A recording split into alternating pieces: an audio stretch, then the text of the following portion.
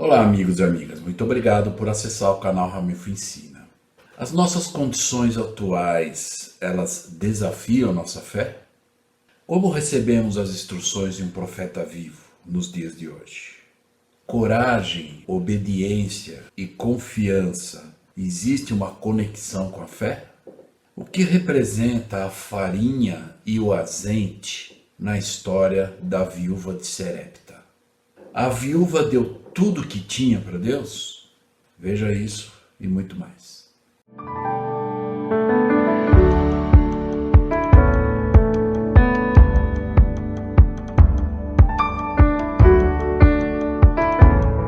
Olá, amigos e amigas, muito obrigado por acessar o canal Ramilfo Ensina. Hoje nós vamos estudar, no Vem Segue-me dessa semana, apenas 3 capítulos de 1 Reis, do 17 ao 19. E eu vou então dividir em 2 partes, como eu venho fazendo a lição da semana. Então esse eu vou usar o capítulo 17 e a segunda parte eu vou usar o capítulo 18. Estou lembrando aqueles que não se inscreveram ainda, por favor se inscrevam no canal, ative o sininho, dê o seu joinha e compartilhe com as pessoas que você gostaria, ok? Eu agradeço. Então hoje nós vamos ver uma história de uma mulher onde não é conhecido o nome dela, é apenas conhecida como a viúva de Serepta. E isso nós vamos encontrar em 1 Reis, do capítulo 17, do versículo 8 a 24, essa história. Apenas para nós podermos entender um pouco sobre essa viúva, né? Onde ela habitava, o nome da cidade, Serepta, né? Então nós vamos ver quem era essa viúva de Serepta. A viúva de Serepta foi a mulher que ficou conhecida por acolher o profeta Elias, como nós vamos ver aqui no contexto. E quando ele estava fugindo do rei Acabe e da sua esposa Jezabel. Essa mulher, apesar de ser muito humilde e pobre, ela foi hospitaleira. A viúva de Serepta recebeu o profeta Elias em sua casa e Deus a recompensou. E algumas coisas aconteceram e nós vamos ver. Na verdade, Serepta, o nome Serepta, era uma cidade que ficava em Sidom, uma terra ao norte de Israel, e conhecida por ser pagã, adoradora de falsos deuses. Na etimologia da palavra Serepta, ela quer dizer fundição, refinar. A etimologia dessa palavra, né, do nome da cidade, Serepta, quer dizer fundição e refinar. E nós vamos ver que tem tudo em conexão com o que aconteceu com a viúva de Serepta e as aplicações que nós podemos aprender a respeito disso. Então nós vamos ver aqui no versículo do 10 a 11. No 8 logo inicia, se nós formos ver os versículos iniciais do 4 e o versículo 6, nós vamos ver que o profeta Elias, ele estava representando o Senhor, e lá no versículo 4 diz: "E há de ser que beberás do ribeiro, e eu ordenei aos corvos que ali te sustentem." Então nós vamos ver que Elias, ele foi na verdade sustentado, os corvos, né, levaram comida para ele. No 6 fala: "E os corvos lhe traziam pão e carne pela manhã, como também pão e carne à noite, e bebia do ribeiro." Então essa era a alimentação do profeta Elias.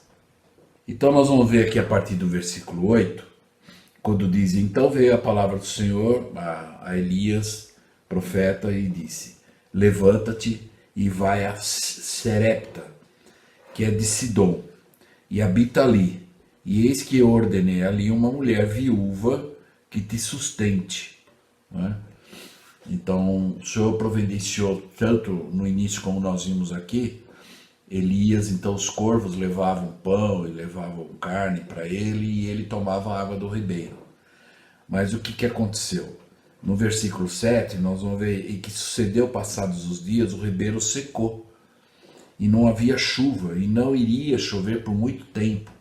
E se nós formos ver esse período de chuva, né, lá na frente foi citado, foi 3 anos e meio sem chuva. Então imagine, é uma seca total. E aí então o Senhor falou, bom, então você se levanta. Esse se levanta, o Senhor está convidando para agir. Mas nesse contexto aqui, para quem já foi missionário, ele está sendo transferido. Então ele estava numa área fazendo um determinado trabalho, e o Senhor então falou para ele, agora você levanta e você foi transferido, agora você vai para outro lugar. E aí ele foi para essa cidade chamada Serepta. E ele falou, lá vai ter uma viúva que vai te alimentar.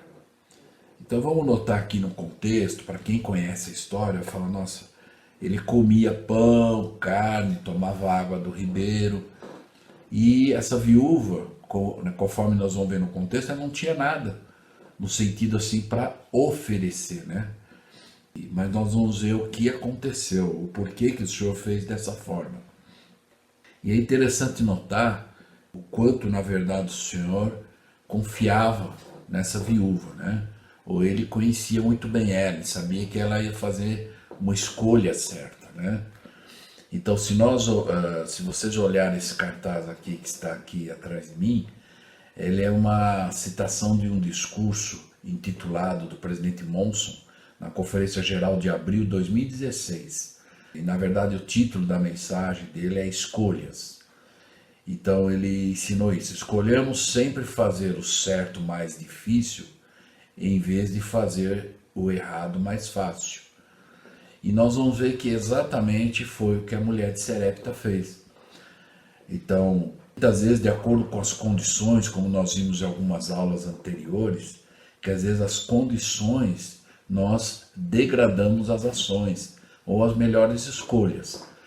Mas nós vemos aqui que a mulher, embora as condições dela e a visão dela a princípio ela só tinha um pouco de farinha e azeite, ia fazer um bolo para ela e para o filho, e depois não tinha mais nada para comer. E ela até usou esse termo, né, de que ela iria comer esse bolo, ela e o filho, e eles morreriam, né, porque depois não tinha nada. Mas aí nós vamos ver aqui no contexto o que aconteceu. Então ela tinha a farinha e o azeite. No versículo 10 e 11, diz lá, então ele se levantou e foi à cidade de Serepta. E chegando à porta da cidade, eis que estava ali uma mulher viúva, apanhando lenha, e ele chamou e lhe disse, traze-me, peço-te, num vaso, um pouco de água para que eu beba. E indo ela para trazê-la, ele chamou e lhe disse, então ela ia pegar água e falou, não, vem cá um pouquinho também. E também, traze-me agora também um bocado de pão na tua mão. Porém, ela disse, né, e aí então ela explicou para o profeta Elias a condição dela. Então, que na visão dela, a princípio era aquilo, ela não tinha mais nada. Então nós vamos ver o que representa a farinha. Só para nós podermos entender, a gente sabe que tem um significado a farinha, né? Então, o principal alimento feito da farinha é o pão. E Jesus disse que ele é o pão da vida. E o pão, então, representa Jesus Cristo. Então, nós vemos que tudo que a viúva tinha, que era farinha, era Jesus Cristo em seus últimos momentos da vida. Então, ela só tinha aquilo, né? E o que representa o azeite? O azeite representa a unção do Espírito Santo ou a sua presença. Nós vimos em algumas aulas anteriores a importância do azeite. Lá naquela história da parábola das 10 virgens, né, sobre o azeite e alguns significados, né? Então o azeite tem um grande significado em toda a história do Velho Testamento, Novo Testamento, né? E o profeta Elias, o que ele representava nesse contexto todo? Então o profeta Elias era a representação de Deus ao mundo, ou seja, ele era um representante de Deus para o povo. E essa mulher, ela exerceu a fé na palavra do profeta Elias, né?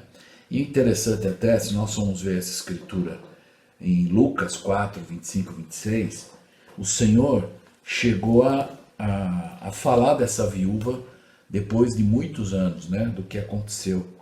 E ele estava ensinando então as pessoas, e lá no versículo 24 diz: E disse, em verdade vos digo, que nenhum profeta é bem recebido na sua pátria. Então Cristo está dizendo que o profeta, como o próprio Cristo, né, como nós ouvimos aquela frase que nós já citamos em outras aulas, que o Natanael falou, pode vir alguma coisa boa lá de Nazaré, né? Então, o Senhor está dizendo que um profeta não é bem-vindo na sua terra natal, né? Ou na sua pátria. Mas olha só no 25 e 26 o que ele falou. Em verdade vos digo que muitas viúvas existiam em Israel nos dias de Elias. Então ele está dizendo, ó, na época do profeta Elias, existiam muitas viúvas, né? E nós vamos ver no próprio Novo Testamento quantas viúvas, né? Tinha um filho da viúva lá da cidade de Naim, que o Senhor restaurou a vida dele, e muitos outros casos de viúvas, né? Aquela que jogou a moeda e que ela pagou o dízimo, né? E o Senhor falou que ela deu mais do que aqueles que despejaram moedas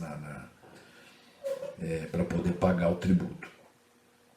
Então, ele disse que na época de Elias existiam muitas viúvas, mas ele disse assim, e quando o céu se fechou por 3 anos e 6 meses. Então, lembra lá que o corvo ia levar pão e carne e tudo, e aí ele tomava água do ribeiro. Aí ele diz lá que o ribeiro secou. E aí diz aqui, ó, e quando o céu se fechou, ou seja, não choveu mais, por isso que secou, por 3 anos e meio, né? E aí ele diz, de sorte que em toda a terra houve grande fome. E aí o Senhor então disse para Elias, vai até a cidade de Serepta e lá vai ter uma viúva que vai te alimentar. E diz lá no 26, e a nenhuma delas foi enviado Elias, senão a Serepta de Sidom. Então, como ele falou, havia muitas viúvas, mas o profeta Elias foi enviado para essa, que era da cidade de Serepta. E uma mulher viúva. E aí nós sabemos que ela então alimentou Elias, né? Mas nós vamos ver algumas condições aqui para nós podermos identificar algumas aplicações interessantes. Vamos ver aqui 3 exemplos, né? Da viúva, de priorizar Deus, né? Então nós vamos ver lá no versículo 12, quando então, no versículo 10 e 11, quando o profeta Elias pediu para ver, ó, você me traz um pouco de água e também pão na sua mão, né? E no 12, então, a viúva, né, nas condições em que ela se encontrava, que não eram favoráveis, ela disse, porém ela disse, vive o Senhor teu Deus, que nem um bolo tenho. Ela falou, não tenho nem bolo, pronto, eu vou ter que fazer. Tanto que ela estava aí lá buscar uns gravetos, né, para queimar, né, para poder fazer o bolo. E aí ela disse, senão somente um punhado de farinha numa panela e um punhado de azeite numa botija. E eis que apanhei 2 cavacos, que eram lenhas, né, graveto seco, né, onde ela podia acender fogo, e vou prepará-lo para mim e para o meu filho, para que o comamos e morramos.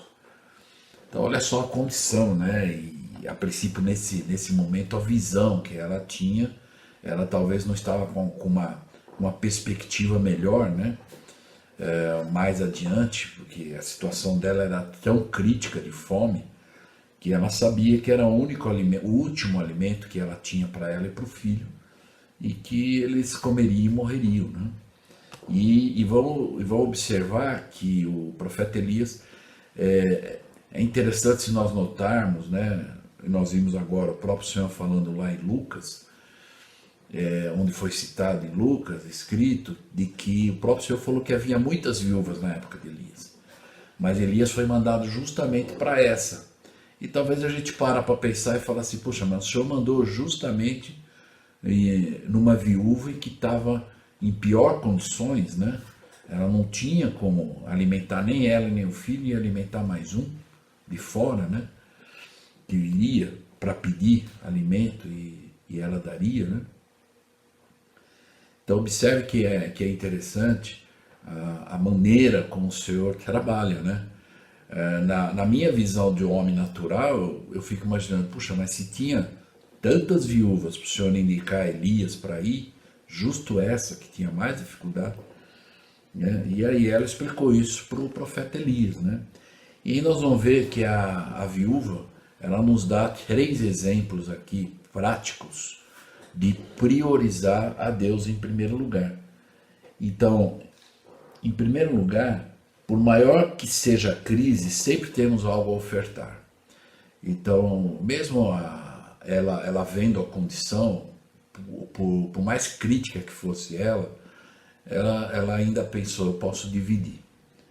Aquela mulher chegou nos limites da extrema pobreza, mas ela tinha água e um pouco de farinha e azeite. O segundo exemplo aqui dela é esta mulher foi ricamente abençoada, porque priorizou a Deus a obedecer a palavra na boca do profeta Elias. Há quem diga, né, lendo o contexto, como eu disse, às vezes pode que Elias tenha sido atrevido em suas palavras a ordenar que ela fizesse primeiro um bolo para ele, mas era o Senhor avaliando a fé daquela mulher. E o terceiro, aquela viúva nos ensina que a nossa oferta pode ser de vida ou oferta de morte. Como ela disse para o profeta Elias, ela falou, olha, só tenho isso aqui, e eu estava nos meus planos aqui para fazer um bolo para mim e para o meu filho, e depois não teria mais nada, então o nosso fim seria morrer de fome. Então, essa oferta, né, tanto ou para a vida ou para a morte, né, e nós é que vamos escolher o que nós vamos fazer. Então vamos lembrar aqui da frase que o presidente Mons falou em seu discurso: escolhemos sempre fazer o certo mais difícil em vez do errado mais fácil, né? E foi o que ela fez, né? Notemos que primeiramente ela confessa ao profeta que iria fazer aquele último bolo e que esperaria a morte. De fato, se ela tivesse retido aquela oferta, talvez ela pudesse dizer, não, olha, eu não posso, meu filho vai passar fome e eu vou dar para você, não vou fazer isso. Mas se ela tivesse retido isso, né, a oferta, isto, ou na verdade, ela ia comer da semente. O que seria essa semente? Vamos entender aqui. Quando a gente tem uma semente e a gente então planta ela, e aí daquela semente vai sair muitos frutos, né? Às vezes quando a gente sabe, conhece, né, qualquer, por exemplo, fruto que a gente pegar, por exemplo, uma melancia, é possível contar quantas, na verdade, sementes existem numa melancia. Mas quando você pega aquela semente e planta, você não tem como contar quantas melancias vão sair daquela semente. Então, essa semente, no sentido espiritual, era isso. Se ela comesse a semente, ou seja, ela retesse aquilo para ela e para o filho dela, e não desse, ou não obedecesse à voz que o profeta disse para ela, primeiro dá para mim, nós vamos ver lá no versículo 13, que Elias disse para ela, não temas, porque ela falou lá, olha, só tenho para mim e para o meu filho, e depois nós vamos morrer. E ele falou para ela, olha, não tema. Aí ele disse, vai e faze conforme a tua palavra. Ou seja, vai e faz como eu disse. Porém, faze dele primeiro para mim. Então aí o profeta Elias falou, vai lá, faz o bolo, mas primeiro para mim. Você vai dar primeiro para mim. E um bolo pequeno, e traze-mo para fora. Depois farás para ti e para teu filho. Então o que aqui nós podemos entender? O senhor falou, olha, você tem um pouco de farinha e azeite, divide isso, faz um bolo primeiro para mim, ou seja, pega a farinha, o azeite, lá a água, faz um bolo primeiro para mim pequeno, e depois faz um para vocês. Então ele disse, né, primeiro me alimenta e depois você alimenta você e o seu filho. Então nós vemos aqui, de fato, se ela tivesse retido aquela oferta, isto é, comido a semente, né, se ela se recusasse e comesse a semente, que semente é essa? Semente do milagre, que o profeta Elias estava dizendo para ela, olha, primeiro ele deu a orientação aqui, olha, faz conforme a palavra que eu estou dizendo para você, que vem de Deus. E ele disse, faze dele primeiro para mim. Ou seja, prioriza primeiro a mim, o representante de Deus, ou seja, a Deus. Prioriza primeiro a Deus. Depois, então, você faz para você. Então, esse foi o contexto que ele explicou para ela. E aí, então, sem dúvida, morreria ela com seu filho se ela comesse a semente. Porque acabaria e ela não fez exatamente conforme as palavras do profeta. E ela mataria a fome por um momento e morreria. Quantas pessoas estão comendo a semente em decorrência, nada tem para colher, vindo sobre eles pobreza e morte espiritual. Mas aquela viúva não reteve e não comeu a semente, mas semeou com fé na palavra do profeta vivo. Então ela, ouvindo a palavra do profeta, mesmo talvez sendo uma situação difícil, porque mãe é mãe, né? E um filho lá ela poderia alimentar ele muito mais, mas ela ia ter que dividir isso. Então, como o presidente Mons falou, escolhamos sempre fazer o certo mais difícil em vez do errado mais fácil. Na visão do homem natural, nós vamos às vezes fazer um julgamento equivocado, mas na visão de Deus, e o profeta Elias era o representante de Deus naquele momento. E aí então nós vamos ver o que aconteceu, né? Mas antes eu queria só lembrar de uma das aulas anteriores que nós falamos, logo no início, né? Foi a aula número 7 do Vem Segue-me, naquela aula da teologia da família. E eu mostrei essa escritura, que é uma escritura onde eu fiz uma pergunta, se você quer receber uma bênção ou você quer ser uma bênção. Então olha a situação da viúva, ela ficou nessa. Bom, você quer receber uma bênção? Bom, ela estava precisando, né? Ela não tinha nada. Então talvez se o profeta perguntasse qual bênção você gostaria, ela falou, eu quero mais farinha e mais azeite, para mim ter mais alimento, para mim e para o meu filho. Mas quando o profeta disse o Senhor falou através do profeta, dizendo, faze primeiro para mim, né? Ou seja, me prioriza e você vai receber as bênçãos. Então, você quer ser uma bênção ou você quer uma bênção? Nesse momento, de acordo com o que o presidente Monson ensinou, escolhamos sempre fazer o certo mais difícil em vez do errado mais fácil. Ela então optou ser uma bênção para o profeta Elias, conforme o profeta disse, olha, faz um bolo pequeno para mim primeiro e depois você faz para o seu filho, conforme lá no versículo 13. Faze dele primeiro para mim um bolo pequeno e traze-mo para fora. Depois farás para ti e para teu filho. Note que normalmente quando nós estudamos a Escritura, muitas vezes essa palavra depois, às vezes a gente passa rapidamente uma leitura e não observa, mas se nós formos ver, todas as experiências de fé, na verdade sempre eram assim, olha, primeiro faz dessa forma, depois você vai receber as bênçãos, ou depois você vai ver o resultado, né? Então essa escritura de Gênesis 12, 1, 2, ou então lá em Abraão 2, que repete também essa escritura, então diz, ora, o Senhor disse a Abraão, sai da tua terra e da tua parentela e da casa de teu pai, para a terra que eu te mostrarei, e far-te-ei uma grande nação, e abençoar-te-ei e engrandecerei o teu nome, e tu serás uma bênção.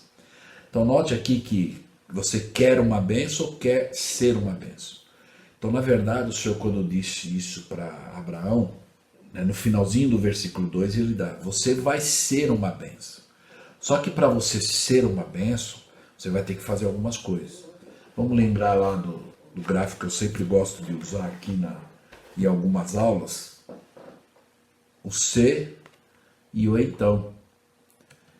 Então aqui entraria lá que Abraão o Senhor falou para ele, se você quiser ser uma bênção, então você vai ter que fazer algumas coisas. Quais eram?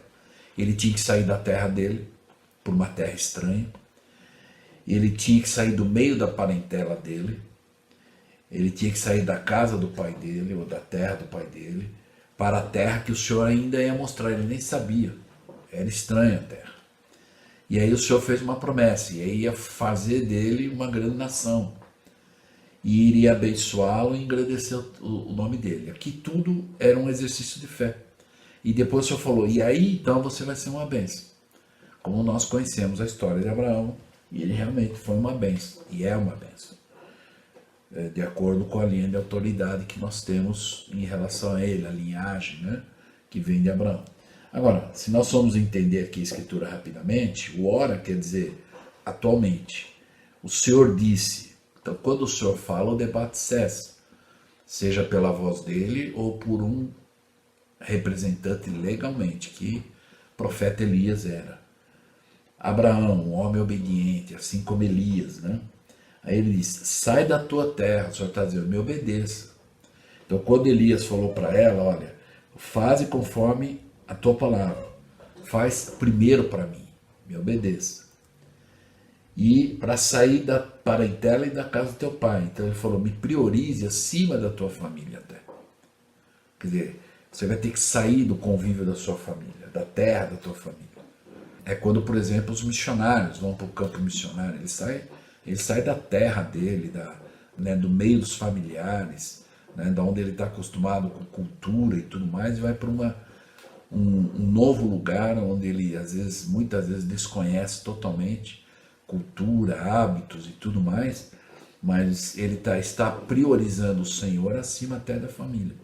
Então, quando o profeta Elias falou para ela, ó, me priorize, ou seja, faz primeiro para mim um bolo pequeno e depois faze para você, quer dizer, me prioriza primeiro, prioriza Deus primeiro.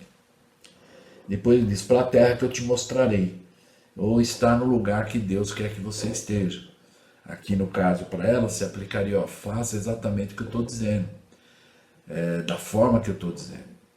Talvez a escolha não é, a visão rápida não é tão coerente, mas na visão de Deus, ou porque Deus está dizendo dessa forma para exercitar a fé e depois então acontecer um milagre.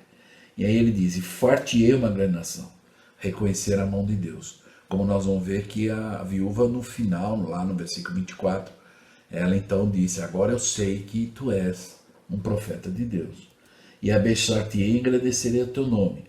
Então você só pode dar o que você tem. Quer dizer, ainda assim o Senhor abençoa ela com um pouco de farinha e um pouco de azeite. Talvez eu, nossa, mas é muito pouco. Mas ainda ela tinha, pelo menos para aquele momento em que o Senhor mandou um profeta na casa dela. E o profeta fez uma promessa para ela.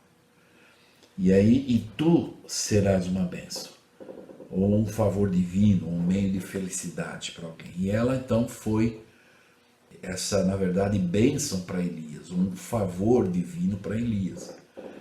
Nós vimos lá um pouco anteriormente que os corvos levavam comida para Elias, né? Pão, carne, e ele tomava água do ribeiro.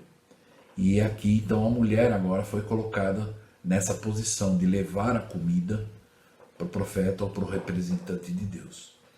E então quando ela resolveu e fez dessa forma, foi obediente, né? Aí nós vamos ver lá assim, o que o profeta Elias disse para ela e prometeu. Ele disse, porque assim diz o Senhor Deus de Israel, a farinha da panela não se acabará, e o azeite da botija não faltará, até o dia que o Senhor dê chuva sobre a terra. Então vamos lembrar que ficou sem chover 3 anos e meio. Então muitas pessoas talvez iam morrer de fome. Mas a promessa que ele está dizendo para ela, se você me priorizar, se você fizer isso que eu estou falando, faz um bolo pequeno e me dá primeiro, para depois você fazer para você e para o seu filho. E ele disse assim, a farinha da panela não se acabará mais para você, e o azeite da botija não faltará. E aí então nós vamos ver que isso realmente aconteceu. E ela, até que novamente viesse chuva, né? Aí vem, até a gente pode fazer a aplicação, a mesma coisa do povo do Êxodo, né? E que quando eles foram tirados das mãos do faraó e no deserto, eles foram alimentados pelo maná dos céus. O Senhor mandava comida para eles, até eles chegarem à terra prometida. E aí o maná acabou, não caía mais o maná. Por quê? Porque agora eles se tornaram autossuficientes, eles tinham que plantar, colher, comer. E da mesma forma, 3 anos e meio não choveu, então o Senhor providenciou. Só que ela primeiro precisou exercitar a fé para então acontecer o milagre. E ela teve comida durante aquele período de seca. E depois que voltou a chuva, então ela já era autossuficiente para buscar alimento por ela mesma. Então nós vamos ver aqui 3 atributos essenciais para se viver espiritualmente, que é esse exemplo que a viúva nos dá. Então vamos lembrar aqui da frase do presidente Monson: escolhamos sempre fazer o certo mais difícil em vez do errado mais fácil. E esses 3 atributos. O primeiro foi que ela foi uma mulher de coragem, para aceitar os desafios, para sobrepujar os obstáculos, para enfrentar o adversário das nossas almas e para viver no centro da vontade de Deus. Então aqui vencer o adversário das nossas almas é vencer o seu homem natural, né? Porque uma mãe vendo o filho e ela ia ter que dividir aquilo, e ainda era uma crise de fome que estava acontecendo, e ela então priorizou a palavra de Deus para poder receber a bênção. Então foi uma mulher de coragem. E claro, ela foi uma mulher de obediência também. Ela foi, na verdade, submissa, mas ao que era justo.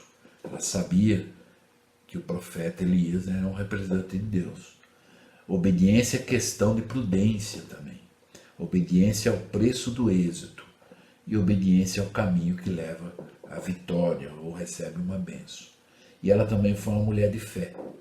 Fé para ver o invisível, fé para agradar a Deus, fé para ver a glória e o poder de Deus. E fé para tornar possível todas as coisas. Então ela exerceu muita fé. Quando Elias disse para ela: primeiro faze para mim, depois para você e para o seu filho, e ela fez dessa forma, ela realmente exerceu fé para ver a glória e o poder de Deus, conforme o profeta Elias prometeu. Em resumo, a mulher viúva venceu o medo e respondeu mostrando uma atitude de coragem, obediência e de confiança. Deus foi fiel à sua promessa. Então, do que o Elias prometeu para ela, aconteceu exatamente aquilo. Da panela a farinha se não acabou, e da botija o azeite não faltou, conforme a palavra do Senhor, que falara pelo ministério de Elias, conforme nós podemos ver no versículo 16. Então, para finalizar, eu gostaria só de fazer uma observação que às vezes pode se passar desapercebido, né? Então vamos lembrar que quando o Elias pediu para ela, e ele disse assim, para ela trazer água para ele e para trazer o pão. E aí ela disse: olha, não tenho, só tenho uma farinha e azeite, um pouco de água, e vou fazer um bolo para que depois eu e meu filho comamos e depois vamos morrer. É isso que ela falou para o profeta Elias. E talvez nesse momento, imagine, ela já exercitou a fé de uma maneira assim excelente, na minha opinião. Talvez muitas poucas pessoas iriam agir como ela agiu, diante da circunstância que ela se encontrava, do pouco que ela tinha. E embora se fosse só ela, talvez seria mais fácil, mas uma mãe vendo o filho passar fome, nenhuma mãe, verdadeiramente mãe, às vezes iria deixar até de comer para dar para o filho, com certeza isso ia acontecer.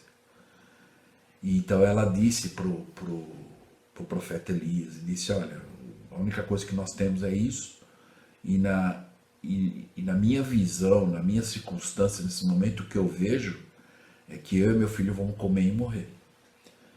E aí então, quando o profeta disse para ela: faze primeiro para mim, como se Deus dissesse para nós: faze primeiro para mim, me priorize, e então você vai ver os milagres. E aí, olhando o restante do contexto da história que aconteceu com ela já tinha exercido fé, e o milagre aconteceu, porque diz lá no versículo 16 que não faltou mais farinha e nem azeite. Então ela já demonstrou a fé e imediatamente o Senhor abençoou ela por isso. Mas olha o que aconteceu depois. No 17.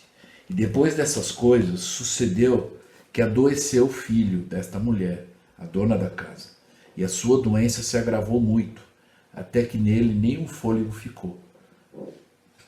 O filho morreu.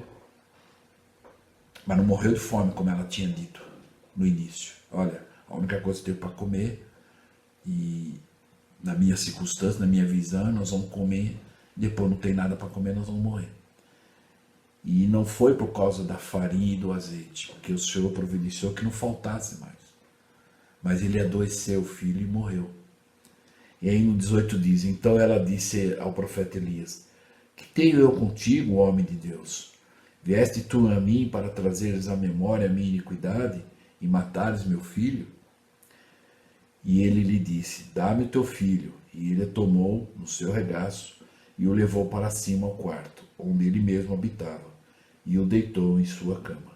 E clamou ao Senhor e disse: ó Senhor meu Deus, também até esta viúva em cuja casa estou, afligiste matando-lhe seu filho? Porque muitas pessoas estavam morrendo de fome. Então o profeta Elias falou: puxa, Senhor, até essa mulher que me alimentou conforme o Senhor disse que ela faria, e até o filho dela morreu.